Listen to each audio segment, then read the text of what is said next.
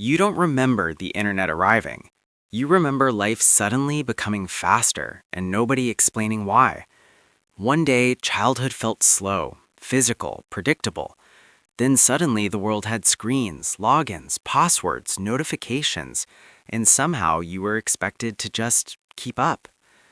And if you were born somewhere between the late 70s and mid 80s, you probably carry this quiet, invisible split inside you. Part of you is analog, part of you is digital, and sometimes it feels like neither side fully feels like home. You remember waiting for cartoons at a specific time because if you missed them, that was it. You remember phone numbers living inside your brain instead of inside a device. You remember boredom, real boredom, the kind where you stared at the ceiling and your imagination had to build entire worlds just to pass time. And then slowly, everything changed.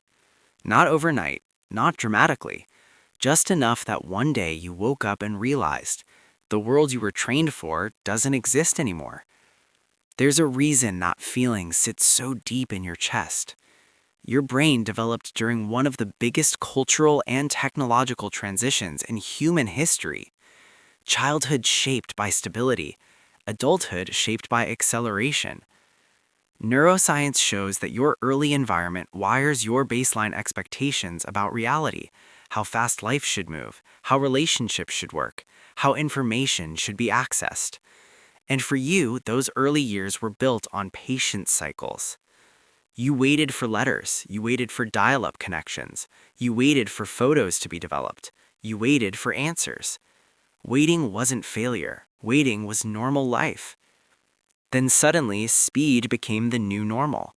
Instant messages, instant news, instant comparison, instant pressure. Your brain didn't get a gradual upgrade. It got dragged into a new operating system while still running the old emotional software. And that creates something psychologists sometimes call temporal identity tension, when the world you emotionally belong to doesn't fully match the world you physically live in. You might notice it in small ways. You're comfortable with technology, but you don't trust it the same way younger generations do. You use social media, but it sometimes feels performative, exhausting, like emotional noise. You value independence, but you still secretly miss community structures that used to exist automatically. Neighbors knowing neighbors, friendships forming without scheduling apps, conversations happening without typing bubbles. You learned social behavior before digital filters existed, before personal branding, before content replaced simple human sharing. And because of that, you often see through things faster. You can smell fake motivation. You can feel when conversations are transactional. You notice when people perform confidence instead of actually feeling it. But here's the part nobody talks about. There's also a quiet grief many Xennials carry. Not dramatic grief, not obvious grief, just this strange awareness that you experienced the last version of something. The last childhood without constant digital surveillance, the last teenage years where mistakes faded instead of being archived forever, the last era where adulthood wasn't measured in algorithm performance. Memory psychology shows that nostalgia becomes stronger when a generation experiences a clear before and after cultural shift, and you lived directly on that fault line. Your brain holds two timelines. One where life felt slower, more physical, more local, and one where life is fast, digital, global, and always watching. That dual exposure actually built something powerful inside you: adaptation strength. Research on emotional adaptation shows that people who experience controlled environmental disruption during development often become extremely flexible thinkers, not because change is comfortable, but because change is familiar. You learned to relearn. You learned to update yourself. You learned that identity isn't fixed, it evolves. That's why you can talk to older generations and younger generations, and both feel slightly like home and slightly like foreign territory. You are a translation layer between eras. But sometimes that's lonely, because translation layers don't fully belong to either side.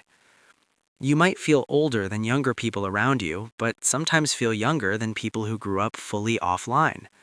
You might feel wise in ways you can't explain, but also tired in ways you can't explain, because you've been adopting your entire life. And adaptation is energy expensive. Here's the deeper truth, though. You didn't lose your place in history, you became a bridge inside it. You remember when effort mattered more than visibility. You remember when friendships were built through presence, not engagement metrics. You remember when success felt quieter but more solid. And that memory isn't weakness, it's calibration. It means you can still recognize what is real, what is meaningful, what is noise. You grew up learning to exist without constant external validation, and in a world addicted to validation, that's a rare psychological advantage. You know how to be alone without feeling erased. You know how to build identity without needing constant feedback. You know how to find meaning in things that don't trend. And maybe that's why, even when life feels overwhelming, you still have this grounded core inside you. A part of you that remembers riding bikes until sunset. A part of you that remembers conversations that had no audience. A part of you that existed without documenting existence. You didn't grow up perfectly. You grew up balanced between worlds. And maybe that's exactly why you see life differently now. Not slower, not faster, just deeper. If this felt strangely personal, like someone quietly described something you never had words for, then you're not alone in that feeling. And if you want more stories that make sense of the invisible emotional patterns we carry through life, you can stick around for the next one.